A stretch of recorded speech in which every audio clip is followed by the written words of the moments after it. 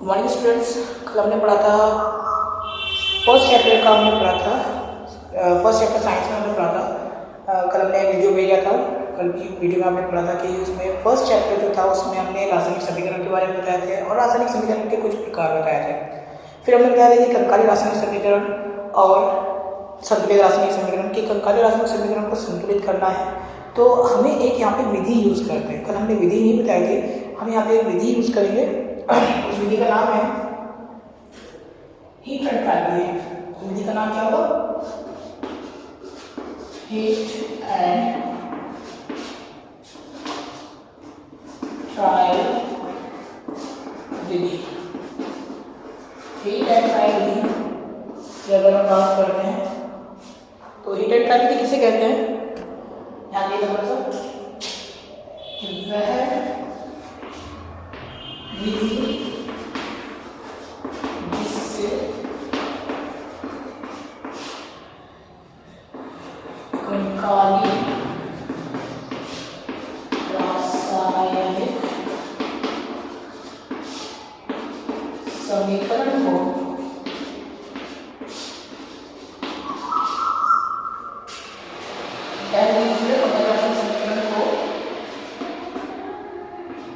संतुलित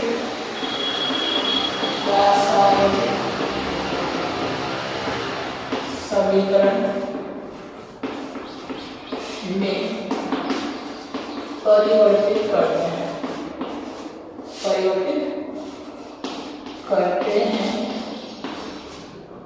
ऐसे विधि को क्या बोलते हैं? हीट एंड ट्रायल विधि। ऐसे समीकरण को हम क्या बोलेंगे? हीट एंड ट्रायल विधि। तो थोड़ा सा देखिएगा, यहाँ पे हम बात करेंगे हीट एंड ट्रायल विधि में क्या चीज़ होती है। एग्जाम्पल के अकॉर्डिंग किस टाइप से हीट एंड ट्रायल विधि का उपयोग करेंगे। बेसिकली जो हम यूज़ कर रहे हैं वो एक शॉर्ट मेथड है। ये कोई हीट एंड ट्रायल विधि नहीं है, ये एक शॉर्ट मेथड है। इस शॉर्ट मेथड को हम किस ढंग से करेंगे थोड़ा सा देखिएगा। शॉर्ट मेथड में मान लीजिए हम एक एग्जाम्पल लेते हैं Na2SO4 प्लस BaCl2 एरो देके NaCl प्लस BaSO4। ये हमारे पास एक समीकरण है। अब इस समीकरण को हमें क्या करना है? इस समीकरण में थोड़ा सा ध्यान देना है कि दोनों साइड में कल हमने बताया था कि इसमें दो भाग होते हैं। इस रासायनिक समीकरण के दो पार्ट होते हैं। दो पार्ट में एरो के जो पीछे वाला जो भाग होता है पहला वाला उसे हम अभिकारक बोलते हैं और एरो के बाद वाला जो भाग होता है उसे हम उत्पाद बोलते हैं।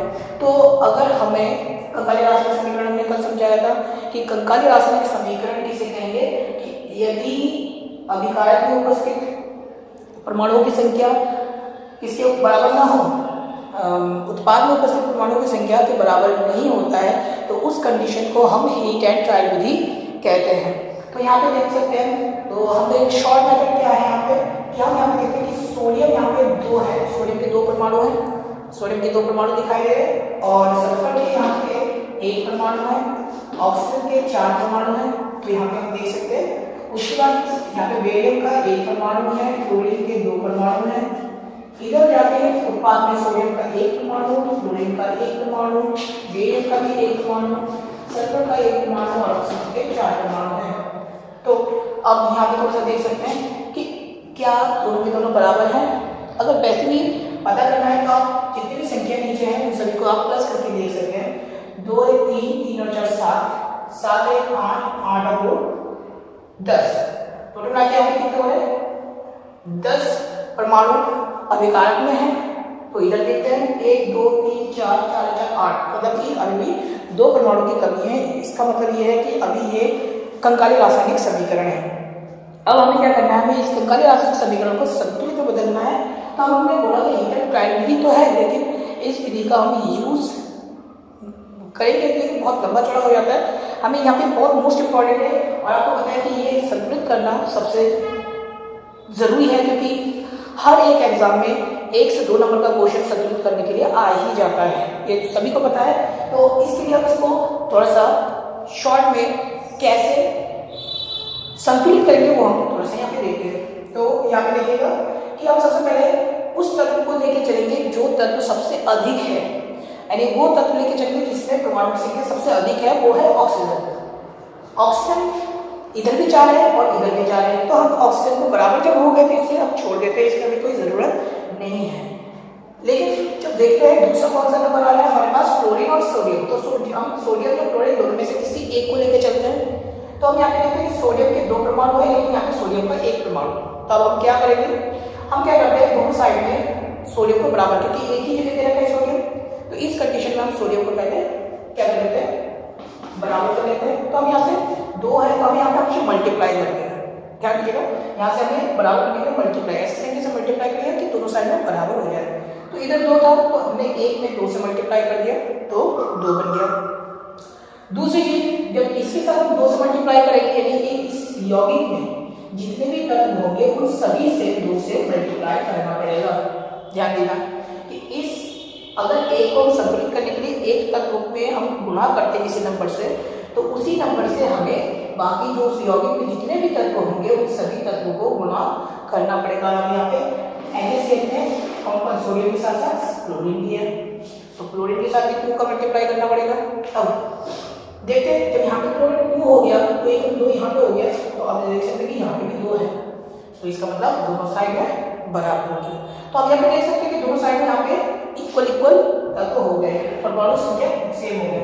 अब यहाँ पे देखिए सोडियम में 2 है, तो इधर भी 2 है, सल्फर का एक इस साइड में है, उत्पाद में एक है, ऑक्सीजन के 4 है, तो इधर भी ऑक्सीजन के 4 है, बेरियम का 1 है, तो इधर भी बेरियम का 1 है, क्लोरीन के 2 है, तो इधर भी क्लोरीन के 2 हो गए। इसका मतलब कि हमारा जो समीकरण है वो संतुलित हो चुका है। तो अब इसको लिखना कैसे है, तो इसको लिखने का तरीका है, जैसे यौगिक है, यौगिक के अंदर में ध्यान दीजिएगा कि इसमें किसी नंबर से मैंने मल्टीप्लाई नहीं किया, तो जैसा हमारे पास यौगिक दे रखा है उसको एज इट इज लिख देंगे, यानी Na2SO4 प्लस BaCl2, क्योंकि यहाँ पे हमने कुछ मल्टीप्लाई नहीं किया। अब यहाँ पे हमने किया है NaCl में NaCl, कितने से मल्टीप्लाई किया हमने 2 से, तो 2 यहाँ पे हमारे सामने आएगा, कभी ना पीछे रहेगा ना बीच में रहेगा, ध्यान दीजिएगा ये सामने आएगा। इसका मतलब ये होता है कि ये जो 2 है वो बाकी के तत्वों से भी गुणा में है, सिर्फ सोडियम से नहीं है, इसके साथ साथ जो भी यौगिक में जितने भी तत्व रहेंगे उन सभी से इस 2 की गुणा में है, यानी क्लोरीन के साथ भी 2 की गुणा है। प्लस यहाँ पे कुछ नहीं किया, तो यहाँ पे बन गया BaSO4, और ये रहा आपका संतुलित रासायनिक समीकरण। संतुलित रासायनिक समीकरण मेरे हिसाब से आई थिंक आप लोगों को समझ में आ गया होगा। चलिए, अगर समझ में नहीं आया हम दूसरा एक समीकरण लेके और चलते हैं, इसको मिटा देते हैं यहाँ पे।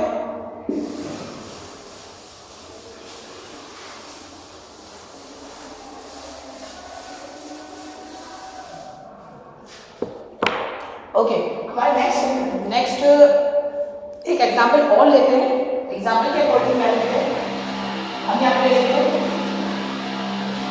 Al2SO4, क्या लिया हमने Al2SO4 का whole price plus magnesium hydroxide ले लेते हैं, और इसका फॉर्मूला बनता है MgOH का होल प्राइस, साथ में यहाँ पे रिएक्शन से लिखने वाली बनेगा AlOH का होल प्राइस प्लस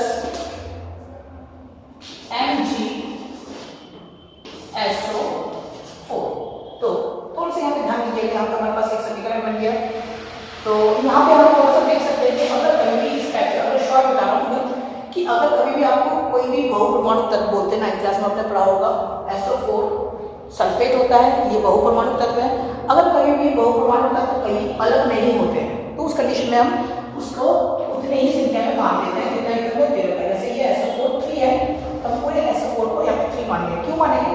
क्योंकि यहाँ पे SO4 जैसा वैसा है, यहाँ पे भी SO4 एज इट इज वैसा ही है, कहीं पे इसको तोड़ा नहीं गया।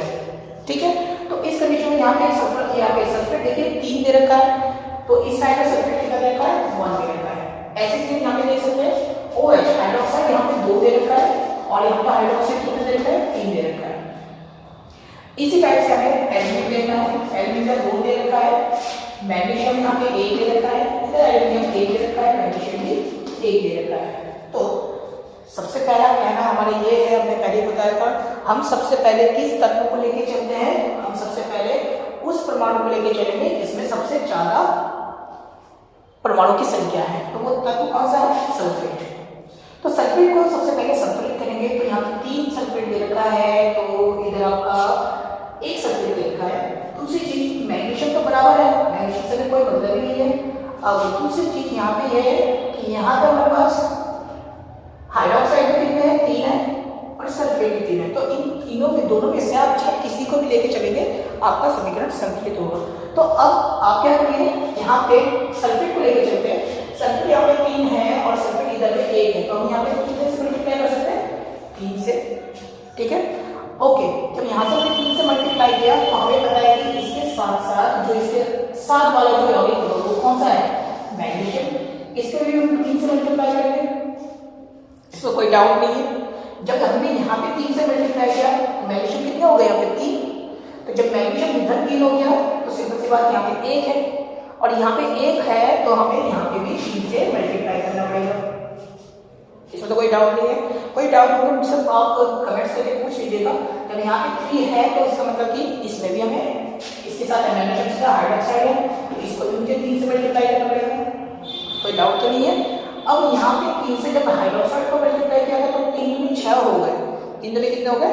6 हो गए। तो हाइड्रोक्साइड के 6 अणु हो गए, यहाँ पे 6 अणु हो गए। तो यहाँ पे 6 हो गए, तो सिंपल सी बात है, मुझे इधर भी 6 करना पड़ेगा। तो इधर 6 करने के लिए हमारे पास इधर कितने हैं? 2 से मल्टीप्लाई करना पड़ेगा। ऑलरेडी 3 दे रखे थे, तो 3 को 2 से गुणा करेंगे तो कितना आ जाएगा? 3 दूनी 6। तो यहाँ पे देखिएगा हाइड्रोक्साइड इधर भी बराबर है और हाइड्रोक्साइड इधर भी बराबर है। ओके, तो अब जब मैंने यहाँ से 2 से मल्टीप्लाई किया तो हमें क्या करना पड़ेगा? एल्यूमिनियम के साथ भी 2 से मल्टीप्लाई करना पड़ेगा। ये तो जरूरी है, तो मैंने बोला था कि एक यौगिक के जितने भी तत्व होंगे सभी तत्वों से गुणा करना जरूरी है। तो यहाँ पे 2 से मल्टीप्लाई होगा, तो सिंपल सी बात है, यहाँ पे भी 2 से मल्टीप्लाई होगा। तो यहाँ पे 2 से मल्टीप्लाई होने की जरूरत है, क्योंकि देखिए एल्यूमिनियम इधर 2 हो गया, इधर भी आपके 2 है। तो अब थोड़ा सा देख लेते हैं कि दोनों साइड सेम है या नहीं है।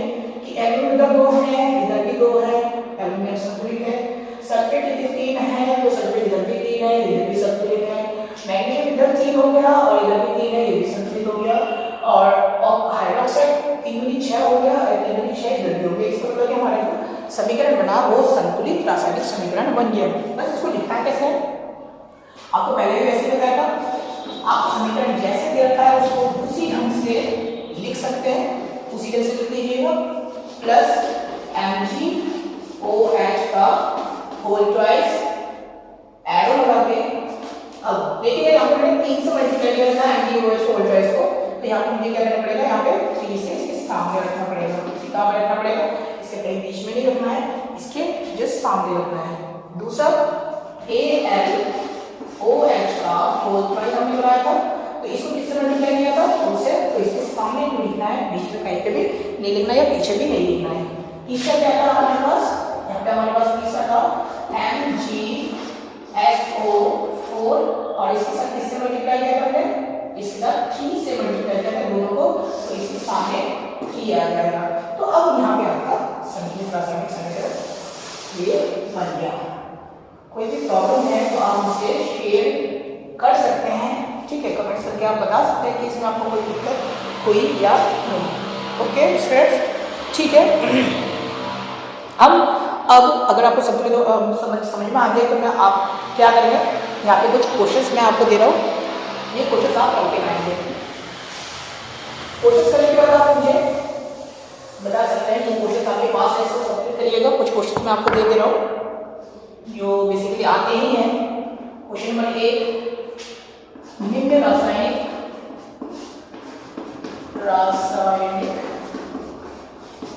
समीकरणों को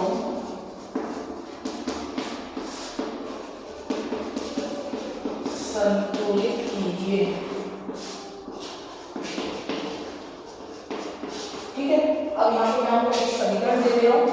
पहला लिखिएगा FeSO4 प्लस नहीं करना है आपको, यहाँ से हीट करना है, इसको होल्ड करके तोड़ना है।